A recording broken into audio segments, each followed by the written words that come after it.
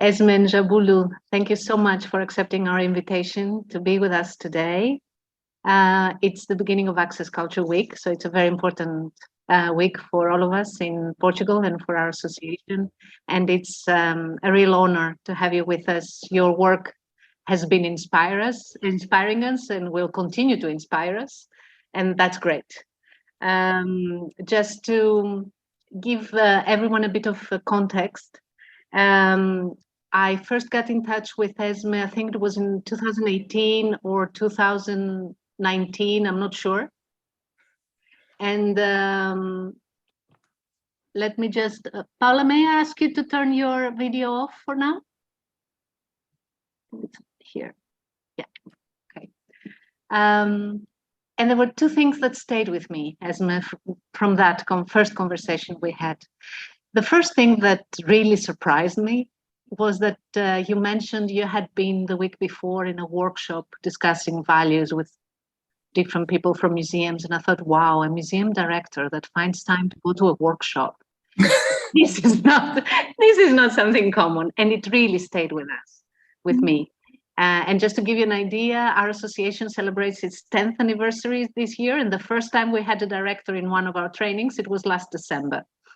So it is important. And this was something that stayed with me from that conversation. The other thing was, when you told me about the initiative Rubbish Night at the museum, and the idea came because a neighbor wrote to you. And I thought, again, wow, a museum director who gets an email from a neighbor, answers that email, and actually takes an initiative based on that email. And that's not very common. So we've been following, after that first discussion, we've been following all the refurbishment and the repositioning of Manchester Museum in these last years. The museum reopened to the public last February. It aimed at being a values-based museum, and that's not something very common, at least not in museums don't assume that in a public and conscious way. Later on, I was reading interviews while the museum was still closed. I remember one, I think it was from Museum Next, where you were saying that we want to be the museum our city needs. Another thing that stayed with me. Or in that same interview, you were discussing the philosophy of care and how museums should not only take care of objects, they should take care of people as well. The museum reopened, more interviews came, more inspiration, museums as empathetic machines, and then again also the Njabulo joining this team as curator of living cultures. So we're truly happy to have you with us today. And perhaps my first question would be, what is an empathetic museum? What is a museum as an empathetic machine? Well, shall I? I'll kick off. So thank you so much for inviting us. And we're so sorry not to be with you in person, but quite a lot of that's to do with our values, which we might come on to later. What's an empathetic museum? I suppose I started to get really interested in this idea that museums at their best could be empathy machines. They could be these spaces where we are really grappling with the complexity of our world, what it means to be human, but thinking about the relationships that we hold. And I guess in a way that means that they'd have to be really, they'd have to resonate with people and the people they serve. They'd have to be inclusive and connected, civic-minded, caring, as you said, not just for people, collections, but for people and relationships and beliefs. There are so few spaces, and in our context, we're a free museum, and there are so few free civic spaces that bring generations together. And one of the things we started thinking about was we're not just bringing generations together, we're bringing communities together. That is an extraordinary opportunity to really start to understand collectively how we want to move forwards in the world and how we might live together. And to do that actually probably requires all of us to be more empathetic. So I think at its heart, really, an empathetic museum is one that extends its stewardship and care beyond the collections it holds, beyond the building, and actually is in the business of relationship building. Yeah, that's for me, that's what it is. But I'm sure Njabu will follow up beautifully on this, because we've talked about this lots. Thank you, Maria. Thank you, Esme, for opening up the conversation. So I'm picking up on the idea of stewardship and what it means for us, for me as a curator of living cultures, to be a steward. I'm not a curator of the whole collection as the whole expertise that I hold, but I'm a custodian of people's living cultures. These are anthropological objects that I'm responsible for, that came from different parts of the world, right? It's like an encyclopedic museum with objects from Africa, from Asia, from Australia, from the Americas. So we're thinking about empathy as a means of caring, not only for the objects as curators, but also caring for the living cultural practices of the people that are associated with this material culture. So for us, we've moved away from the anthropological gaze of objects as a thing. We're thinking outwardly about the relationships that these objects hold with communities. This can either be diaspora communities in Manchester or source communities from where the objects were appropriated for.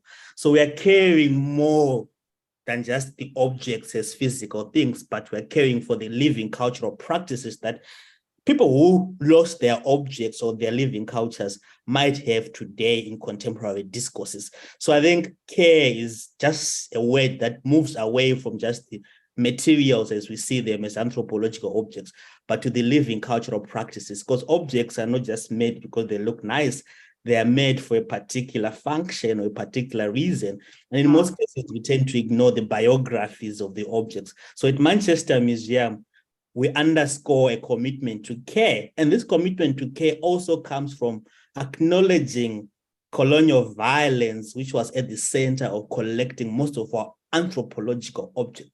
We know that most objects are problematic, and we want to democratize our museum by bringing in different ways of knowing and doing, which moves away from, these disciplines that we're all obsessed with in museums. So I think for us, it's just an idea of socializing the museum. How can Manchester Museum become a space of socially engaged practices through co-curatorship, co-production, and acknowledging and respecting different values of communities whose objects we hold or we care for at Manchester Museum?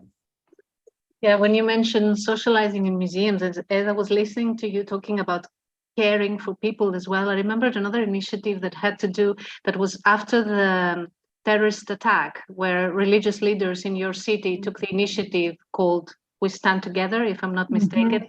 And I remember that Esme at the time, I don't know if I read an interview or something where you said the museum needs to be part of this, these kind of meetings, encounters, that I think they involved having a meal together as well, if I'm not mistaken. The museum, again, was part of this. That was something that traumatized the city. Yeah, so how, if you are going to really think about empathy within museums, it means that when things happen in your community that people care about, you also care about those things because you are part of the city, and you become a space which actually you're thinking about, how are we useful to this? So whether that's things like the We Stand Together work, whether it's around things like we host iftars at the museum that bring all different faiths together to start to think about celebrating a whole range of different religious practices across the museum. And in a way, it's part of a broader opening up the museum and thinking through what's it really for.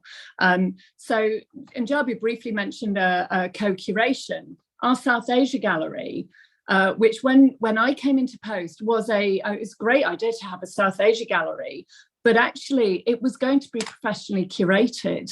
And we realized that actually there was no space really visible in museums where diasporan experience, contribution, cultures, storytelling was foregrounded.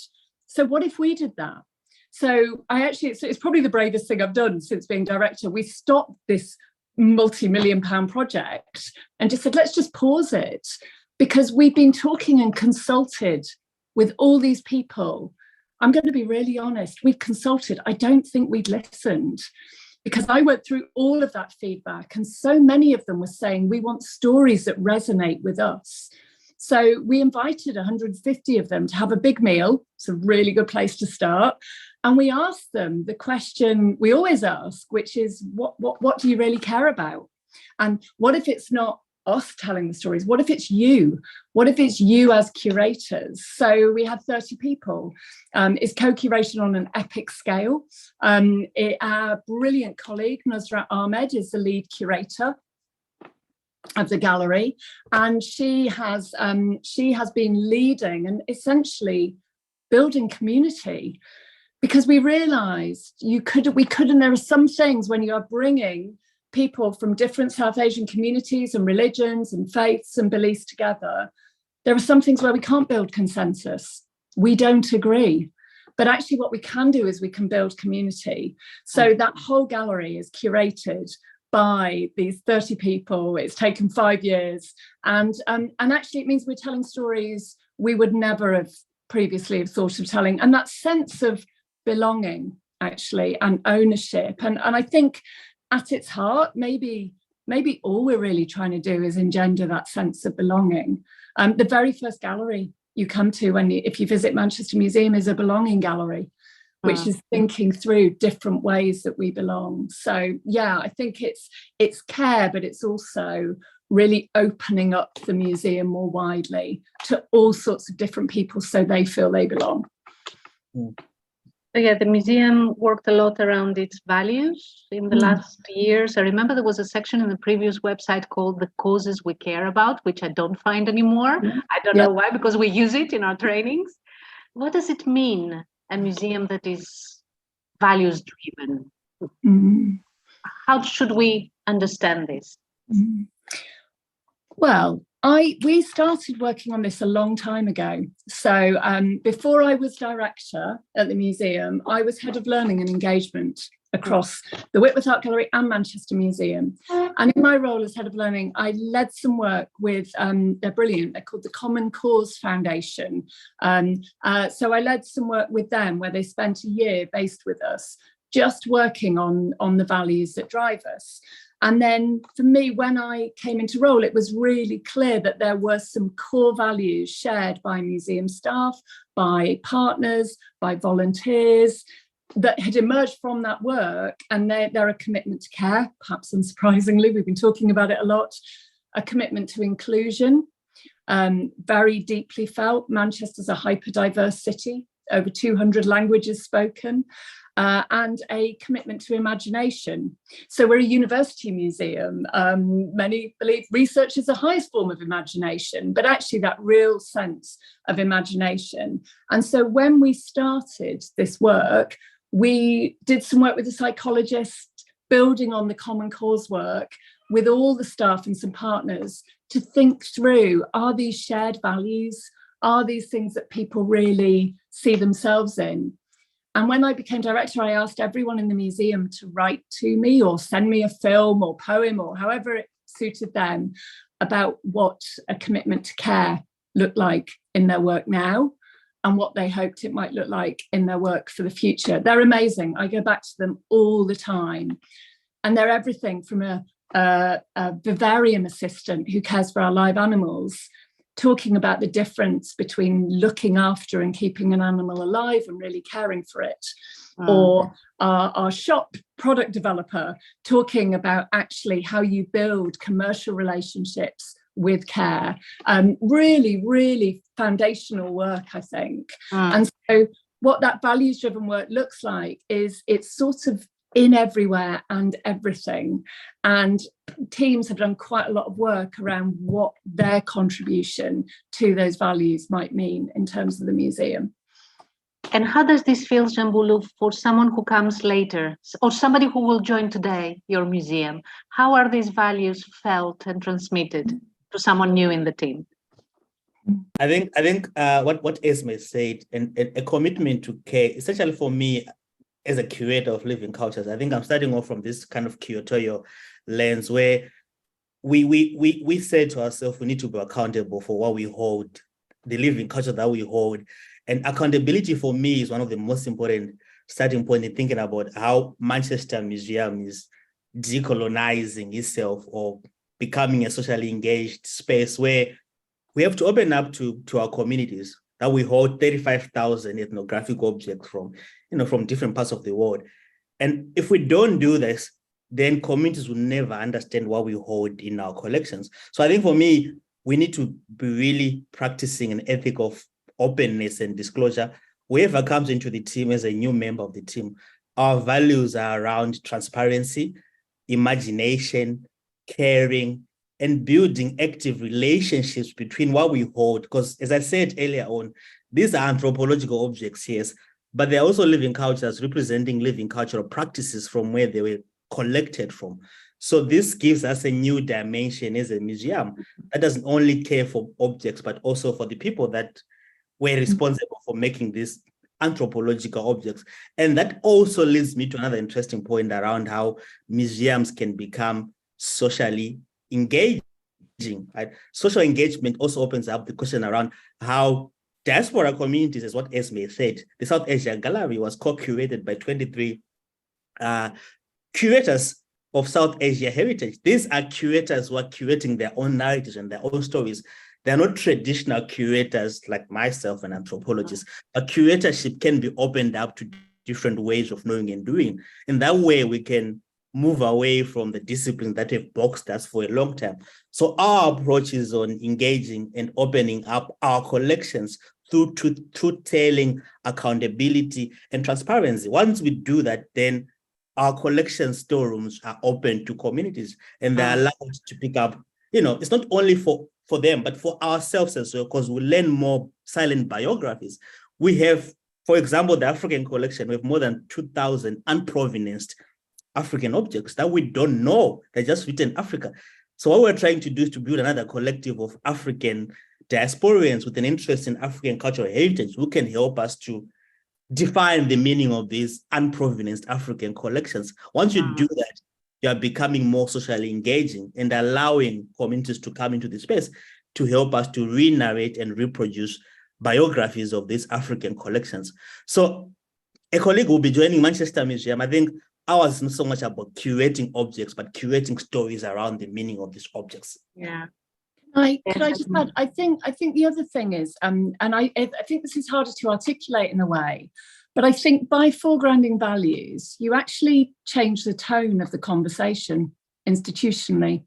So I've been thinking a lot about, we will talk about, I know when Njabulo started, one of the first conversations we had collectively was about curatorial humility and what that might look like. We talk quite a lot about our capacity for compassion, about the limits of our care, about emotion and spirituality and where that sits within the structures that we navigate. And so a little bit of me thinks that in a way, having conversations collectively, which we do when we meet as an all-staff team, about how those values are playing out, actually, I think in a way enables us to have a different kind of conversation together. And I suppose the final bit to just add to the values is it really, and I really want to get across that sense of collective endeavour, because actually that's when the conversation is at its richest. And that collective, of course, is museum staff across the piece, but it is also the volunteers and the partners. And the whole top floor of Manchester Museum is an experiment. We've opened it up. It's a home for co-working for environmental and educational charities. We're their HQ, they're based with us. They are the museum, we are them. And it's really changing us because actually we have a neurodivergent college called Pink. They're incredible. They work with 16 to 25-year-olds. Their understanding of inclusion and imagination and care in their work actually supports us to develop our collective understanding and opens up that conversation with them and our visitors. So part of it, I guess, is it's making the conversation always bigger and the reflections bigger. And I think collectively it makes us braver. It makes us think, well, who says you can't do that? I mean, where's the rule book? Where's if there's one, I still haven't found it, saying what you can and can't do in museums. We are all making it up as we go along. And in our case, we are trying to meet the needs, and they are ever changing, and they are full of inequality within our city. And that's what we're trying to do. So we're sort of challenging ourselves to really think about how those values are playing out, and where it's working, where it's not working, and be braver to think through what that future needs to look like. Yeah. And how do you think these values, or by whom are these values expressed, and how do they reach the people who live in Manchester? Because it's so obvious that for the team, it has become so clear, and it can orientate your thoughts, your practice, etc. Now, how is this expressed to the outside world? What do you think Manchester is thinking of you at this point? So this is a great question, because I'm not sure we quite know. What I will say is, when we reopened in February, we had queues and queues and queues for weeks. We had 6 months worth of visitors in 6 weeks. And the sense of Manchester showing up for this museum, and that wasn't just, I mean, we were missed, we were closed for a while, but actually we have an awful lot of new visitors as well. There was really the sense, and I like to think that some of that is because there was this sense of this museum being co-created. And when we talked to our visitors about what they valued, actually there were some really key things, and key things that still emerge. So one of my favourite ways that you may get a sense of our values is, actually, you'll go into our entrance hall and they're there on the wall. They're literally, you know, it's like the Ronseal approach. It is what you see. They are there, explicit. But you will walk around that building and it's shaped the bricks and mortar. So there is, on our ground floor, there is a changing places toilet that has been co-designed by Team Joe, one of our volunteers, who needs a fully accessible toilet. Him and his carers have designed it. There's a picnic area, beautiful, as much love and care going into a picnic area as our cafe. And that absolutely is about people who, for whatever reason, are having picnics in the museum, not feeling like second-class citizens, feeling they belong.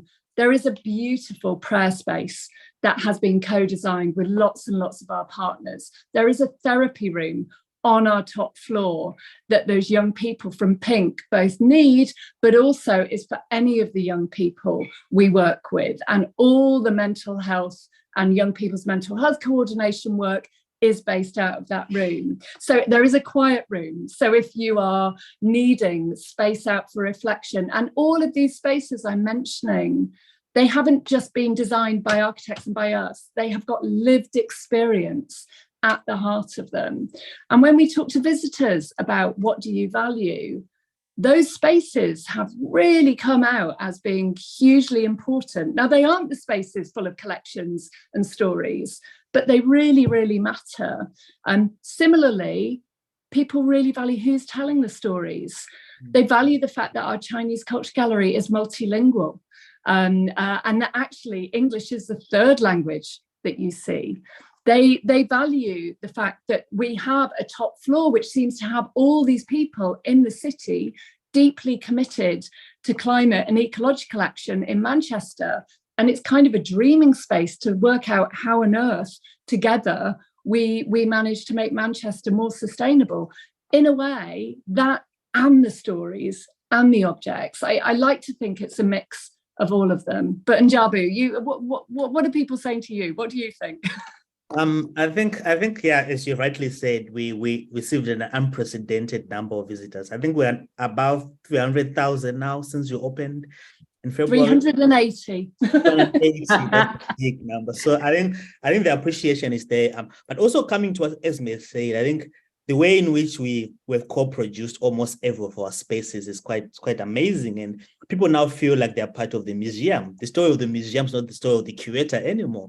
I think co-production or shared authority, should I say, in trying to think about how to tell stories, not from a traditional curatorial perspective, but from multivocality and multiple strands of knowing. Now, I want to point to you another interesting example of what we're doing with communities that have been doing this curate of living cultures. So I've been collaborating with colleagues in South Africa. So when I was appointed, one of the first things that I was able to do was to do a biographical research on a collection of amazing beads from South Africa, from Zulu community. But what was not there then were the stories. They were just beads that were looking nice in storage room. So I'm working with a colleague at Disson Cultural History Museum in Pretoria, Motane Serela, brilliant colleague. She came to Manchester. We sat down together in the anthropological storage room and tried to dissect these materialities, not as materialities, but as living cultures, called beads where they are made in KwaNongoma and KwaZulu-Natal. They're not just made because they represent aesthetic values. They are living cultures because they are used for different kind of spiritual, religious, and ceremonial functions. So the later part of the research saw me going to South Africa, to KwaNongoma in Durban, to look at communities who are still using and making similar beads. And out of this project, we are co-producing a new exhibition around stories, not the beads, but stories of Zulu beadwork, which is going to be commissioned this summer at Manchester Museum. So the point is about collaborating with source communities, doing collaborative provenance research with source communities, and allowing them to be able to tell the stories of the materiality, right? To be able to be at the center of exhibition making, which perhaps is unusual for museums, because the story of the object is the curator, right? Curator of anthropology is supposed to be the one with the final decision. So when we democratize curatorship, then the museum become a socially engaged space where different ways of doing and knowing are represented in exhibitions, like what we've done with South Asia Gallery, China Culture Gallery. The Belonging Gallery has a lot of beautiful comic stories on how and what belonging means, not from a curatorial perspective, but from comics who are representing images of what belonging means, the relation between the environment and people and objects. So we have all these co-produced spaces, which perhaps is different from what other museums are doing in the UK. So we're socially welcoming. We're also co-producing new narratives with communities who are able to tell their stories from their own perspective. Now, Njabulo, not many people have your job title. Yeah. I don't know of any other. No. What difference does this make? So Be the curator of living cultures. Yeah, it's a fancy title. Everyone is always asking me, what does a curator of living cultures do? So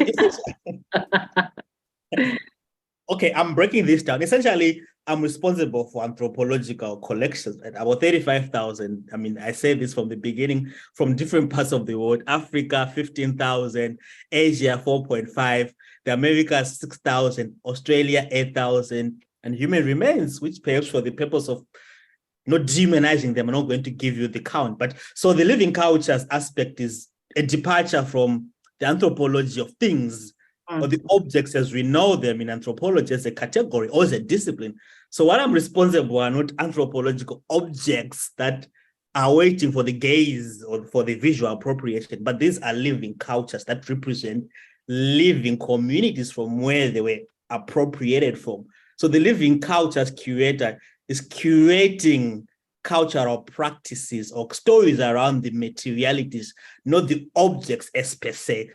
Yeah. So I'm curator of living cultures because we know that materialities are not just frozen in a timeless past, like in glass cases in storage rooms. They represent continuous living cultural practices from different parts of the world, from where they were collected from. So it's a decolonized kind of thinking around disciplines. You know, what does disciplines mean? We also have got a new curator of indigenous perspectives, which is very amazing as well. It's kind of looking at stories around meanings of materialities. What do indigenous people know about this cultural object that we have? And it's a form of knowledge as well to embrace indigenous perspectives in museum practices.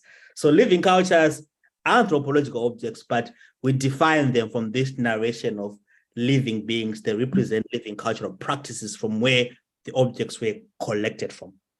Yeah, I was just going to add, so one of the things that we've been working hard on for a while now is really thinking through, and I'm working in a university museum, so really thinking through what the how we value expertise and whose expertise we're valuing, and being really intentional in the way that we're highlighting that. So Njabu's role is really, really critical to this. It's not only an acknowledgement of those as living cultures, as he says. It's also, we rewrote quite radically the job description to take a proactive approach to restitution, to think through what provenance might look like. I mean, Njabulo knows this. When I interviewed for the role, and for me, he'd got that job very, very quickly when he answered a question around, we gave an object that you could, an unidentified object, potentially from the collection,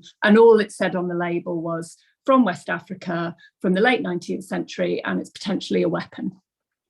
No more than that.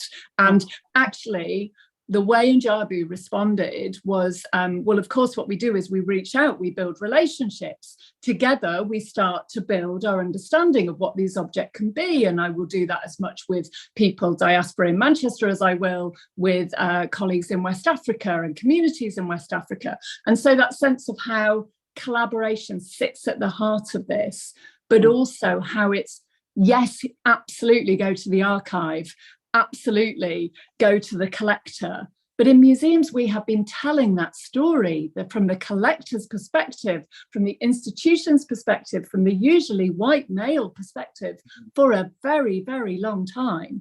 And so we've been really thinking through, actually, time to shift. That doesn't go.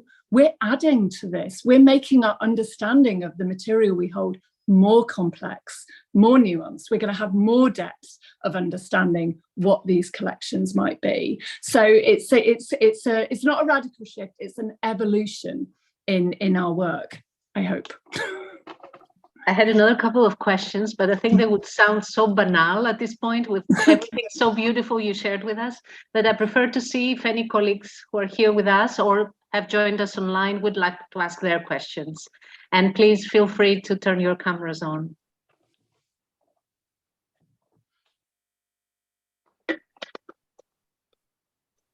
So we feel more in company now. Yes, great. Any immediate question or comment you might have? I do have a question. Yes, Marta, please. Well, first of all, congratulations on all your amazing work. I'm so inspired right now. Oh, and thank you. My question is about how you reach to people. So you mentioned co-curating and co-producing. How do you reach to people? Do you make an open call? Do you contact specific organizations you already know or are familiar with? How do you call people in? Because I know I work with a volunteer organization, Fashion Revolution, that started actually in the UK. I'm part of the Portuguese team. And sometimes we feel like we have this bubble of people that already know us, but we want to reach out outside of it, and it's so difficult for us to invite people in. So my question is, what channels do you usually use? Do you use your people from the inside? Do you reach organizations? Do you make open calls? All of it. Yeah. So and I guess so it's that thing of the usual suspects, you know, the gatekeepers, the usual people who actually get messages from every cultural organisation in a city. Actually, in my experience, you show up. You know, if you want to work with a particular community, group, organisation, you go to where they are. You go to events, you go to mosques, you basically, I'm a big fan of you go and you say, can I have a cup of tea with you? Can I come and visit you? Can I come and explore? And some of the most incredible things emerge. You never know who you're talking to. So, you know, I'd heard about an organisation called, amazing organisation called Feed My City, who are a Sikh organisation. They're based in Manchester, and they feed Manchester during COVID. They literally fed thousands and thousands of people, no questions asked. And so just in the midst of COVID, not when the restrictions were happening, myself and two of my colleagues, we just said, can we come and volunteer and help you for half a day? Like, we just like to find out what you do. How does it work? What's it? We now tell that story of Feed My City in our South Asia gallery. It's an amazing story, and it speaks directly to the Langar and to Sikh practice. And a few weeks ago, our busiest day since reopening in the museum was they did a whole museum takeover for Vaisakhi, which is the Sikh harvest festival. And it's just brilliant. I saw them last week for a cup of tea, just say, oh, what should we do next? And so I said earlier on, it's just about building relationships. And it's not one person's job. It's where the collective endeavour is really important. So I might be doing that, but so will several other people in the organisation. So I know Nusrat, who led the South Asia Gallery, she absolutely has done so much work understanding how and who to connect with. But then once you start building a relationship, they have connections with people. Baz, who's one of our learning educators, who's fantastic, he's really mad about food. He wanted to find out more about Feed My City. Someone else who really cares about social justice, they wanted to find out. They now volunteer. You know, in a way, what are people's passions and their interests? And how do you start to build a relationship? And then I always think you just go to them. You have to be curious. You need to work out what makes their heart beat faster, how you can be useful. And Njabulo, I don't know if you've got anything to add. I mean, you've been doing a lot of this. You've been just inviting all sorts of people in to have a look round, going out to them.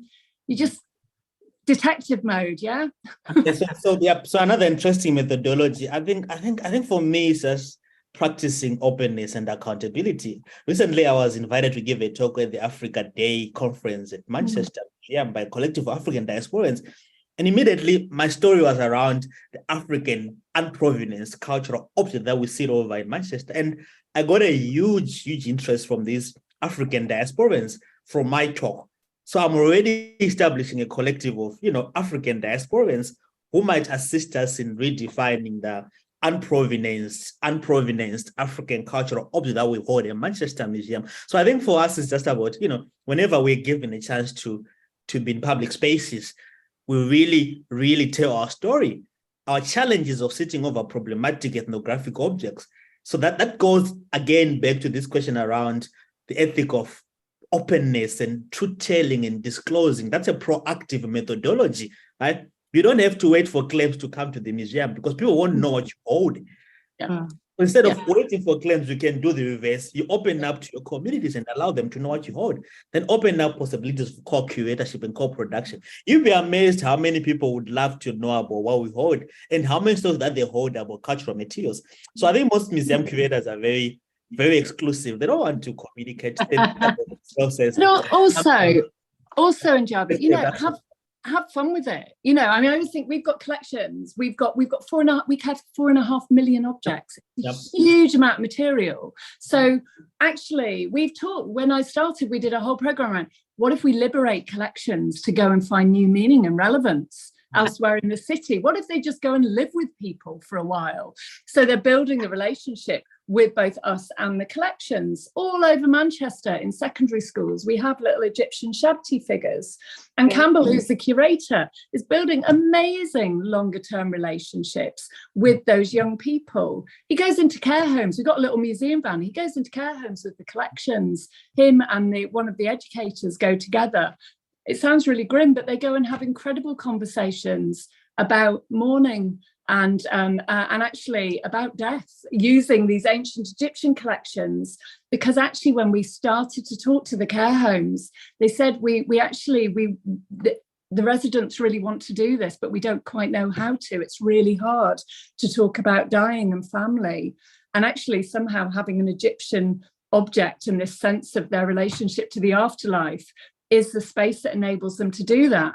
So we're like, wow, we could be really useful here. This is really interesting. I mean, Campbell will tell you, if you'd said to him 3 years ago that his kind of high point of the week would be sat in a care home talking with residents and their families and carers about mourning, he said, I would never have believed you. But all of that emerged during lockdown as something people wanted to talk about. So also maybe have a look. You must have fellow travellers. I've got an obsession with I'm always looking across the city and thinking, okay, cool people who are doing brilliant work or similar work, or can we do stuff together? Can we help them? Are they doing anything? It's not a competition. What are they doing that we can help with? So yeah, I think just find loads of cups of tea. I don't know, it's not rocket science. I kind of think you speak with so much enthusiasm about your work that it's almost contagious, I have to say. It's really fun. I think Anna wanted to ask a question. Yes, Anna. Oh. Turn your mic on, please. It's not on yet. Yeah. Hi, so nice to hear your speaking with that passion, and it's really inspirational.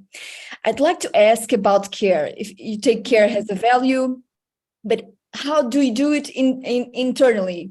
Do you have examples to care about your colleagues internally? Because we live, I think, every organization, we live in times so difficult, so stressful, so full of work. It's very difficult sometimes to find a balance with our health. So you have examples? That would be one question to take care internally. And another question would be about sustainability, because do you see sustainability has the value in itself? Or was it something that came up from externally from the university, or was it something you developed as an idea that you had to work, or was it from the people when you consulted people? Was that a value also? That's it. Can I suggest, we have about a quarter of an hour. Can we take a third question from Denise, and then Esme and Njabulo can answer them together, and then we see if we have more time. Yes, Denise. My question is regarding, thank you very much for such an inspiring talk. It's amazing the work that you two develop. My question is regarding during the pandemic, because pandemic was pretty hard here in Portugal, especially for in the cultural area, for people that freelance workers, that especially educators, mediators. And my question is, how did you manage to pass through the pandemic from the management point of view? So how was the board of the museum reacted to the needs from the pandemic period? Thank you, Denise. Thank you. It's Thank you very one much. question. Actually, we have two questions about care. One specifically about the regarding the period of the pandemic, and then Anna is asking in a more general, including now, what we're living now, and then a question regarding sustainability. So let's hear you. Okay, they're great questions, and I'm so glad. Thank you that you've asked about staff, because for me, this is actually, and I should have mentioned it because this is the bit that gets left out. So one of the very first things I did. So full disclaimer, I am co-chair of the Culture, Health and Wellbeing Alliance, which is, if anybody doesn't know, please check out their website. They do a huge amount to support freelancers, artists, practitioners who are building relationships between health and culture. Would you say the name again, please, Esme? Yeah, it's Culture, Health and Wellbeing Alliance. Okay. Their website is full of absolutely incredible, I'm biased, resources, and what that's about is about really acknowledging and understanding some of the challenges around how we build relationships and conceive of culture as playing a pivotal role in our broader health and well-being. So do check that out. But actually, for me, when I came in, one of the first things I did, I knew we had this huge capital project. I'd worked on one at the Whitworth. It had been wonderful, but you know what? It had also been utterly exhausting. And I saw colleagues burn out, and I saw people take a long time to recover. So actually, one of the first things we did, and I personally, I've said this to the Heritage Fund, who are the main funders of heritage projects, I think every single capital project should, as a matter of as part of the funding agreement, have a very clear both budget and wellbeing programme dedicated to its staff to ensure that they are able to deliver these capital projects. So we have a coordinator, we have a member of staff. She's brilliant. He's a culture and health and wellbeing coordinator, and her role is both external and internal. So at the moment we have art therapists who are in training with us, who also offer art therapy for staff, and we ran that through the pandemic. We have a therapy dog, really amazing therapy dog called Murray, who is brilliant for both the young people we work with, but also staff. Actually, Murray is very popular. But we also have programs. You know, I'm really interested in how do we equip people. I'm a big fan of modeling what I hope others have. So I don't work weekends, don't do it. It's really important. And the museum, we finish at 6 unless we're open late for events or in the evenings. So let's model the behaviours, and if there is too much work, then that might be we're doing too much. And it's always getting that balance, but I think it's really important. So the care of staff really matters, and it matters to put budget behind it as well as nice words. And you can see all of that online. So we've got I think, what's it called? I'll have to check it out, but we've got a page which is specifically about our Boost programme, which is the programme for staff. So that's that. In the pandemic, it was bloody awful. It was really grim. And we lost 25% of our funding. I personally took a pay cut, and we struggled and coped. And thankfully, in my institution, nobody lost their job. People retired early, or they took voluntary severance. But we had many staff leave far sooner, and under circumstances none of us would have wished. And it was really, really awful, really upsetting. We had a member of staff, a brilliant member of staff, Ray, who sadly died from COVID. So I have no idea how you do this. I don't know. And so actually, all we did was we tried to be there for each other. And I'm going to go back to something Njabulo's been talking about, actually, transparency and accountability every single step of the way. So my preference is always, whenever you're dealing with anything really difficult, whether that's around staffing, whether that's around repatriation, you do your thinking in public as much as you possibly can. And so one of the things we did do during the pandemic is we actually looked at our capital projects, and we stopped and we looked at it and said, the world is changing, and it's changing fast around us. Is this project really what we need? And so lots of those new spaces I've mentioned, like the prayer room and the accessible toilet, the changing place and the picnic area, they didn't exist before COVID. We took a decision that they were exactly what was going to be needed moving forward. And so I've been told it's a brilliant example of mission creep. Apparently directors are supposed not to do this. I don't care. It's the right thing to do. So we had terrible mission creep, and we added all of these projects. And I am so thankful I am in a university that really believes in this. So the University of Manchester has a commitment to social responsibility. They didn't give me any more money. But when I went to them and said, you know what, we've got to do these to be fit for the future, I promise you I'll raise the money for it. They said, okay, and they underwrote it, every last bit of it. So for me, it's just, I don't know whether I've answered that, but in a way, it's that transparency, accountability, and just being human and compassionate as much as you can. I don't know what more you can do. Njabu, I don't know if you've got anything to add. I want to jump in on the sustainability question. Yeah, thank you, Njabulo, because I would like us to take Elizabeth's question as well, and then we close. Yeah, so let's move on to sustainability. Yeah, so I think for us is I'll give an example of repatriations, unconditional repatriations.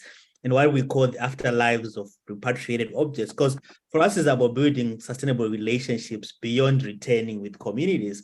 For example, last year, we went to Australia we had a workshop at the University of Melbourne with colleagues thinking about the afterlives of repatriated objects, because in 2019, we repatriated 43 sacred and ceremonial objects back to Australia.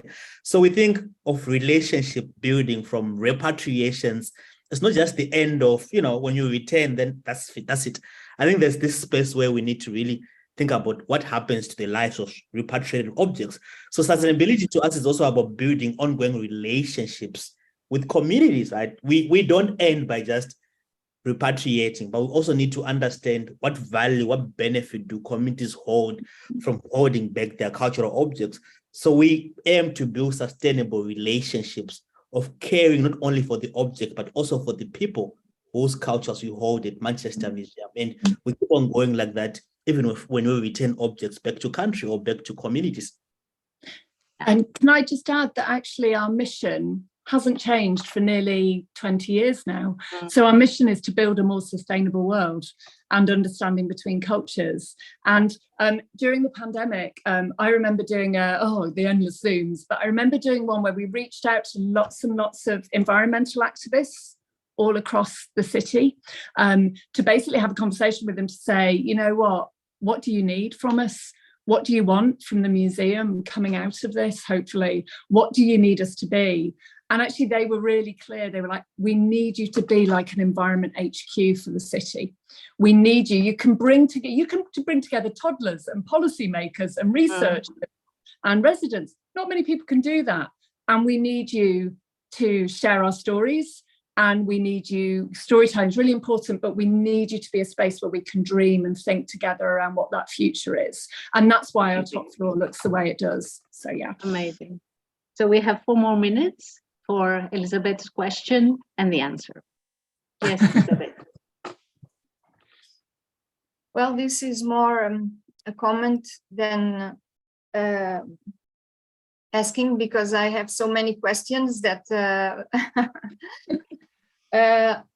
me and Njabulo just met in the museum lab, and each of us is now on a residency on a museum. I'm at Cologne in a museum with which name I have very difficulties to pronounce. Hauschenstag Jost Museum. Okay. Yes. But I think Njabulo is very lucky. First of all, because what I hear about your work is what I think is the future of museums. And I'm so curious to visit your museum, and I would like to be in my residency. I love this museum where I am, and they make great work, and I'm very stimulated and interested. But your museum, as you explain it to us, is for me what a museum is supposed to be. The curation. You ask people, what do you want us to be? So museums are made for people. Museums are not made just for specialists. And we Portuguese know that sometimes here in Portugal, what we see mostly, I think, my feeling most of the time is that exhibitions are made for specialists.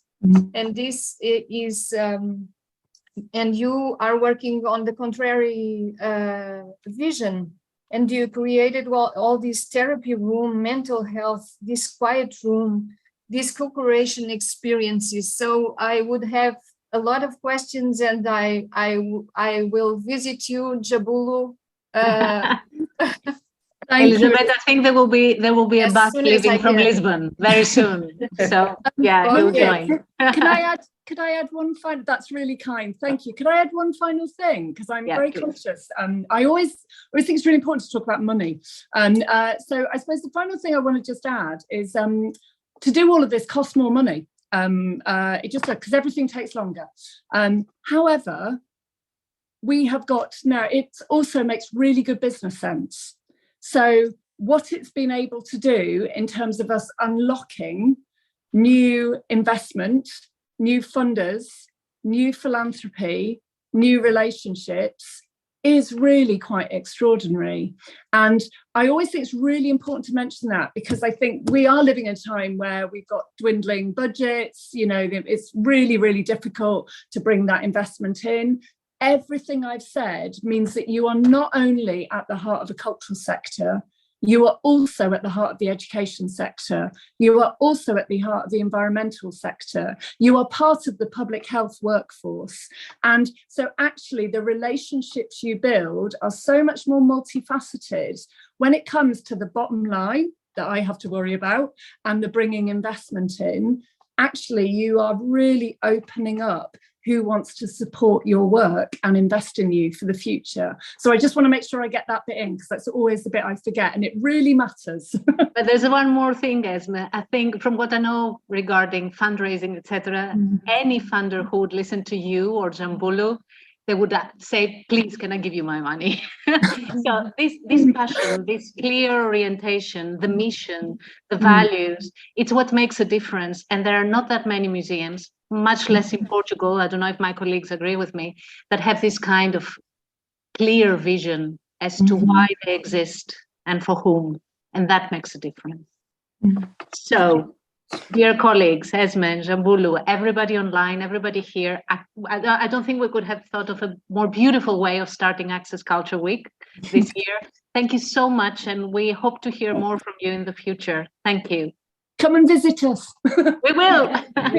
Thank you, colleagues. Thank you. See you soon in Manchester. Yep. Bye-bye. Thank you. See you soon. Bye.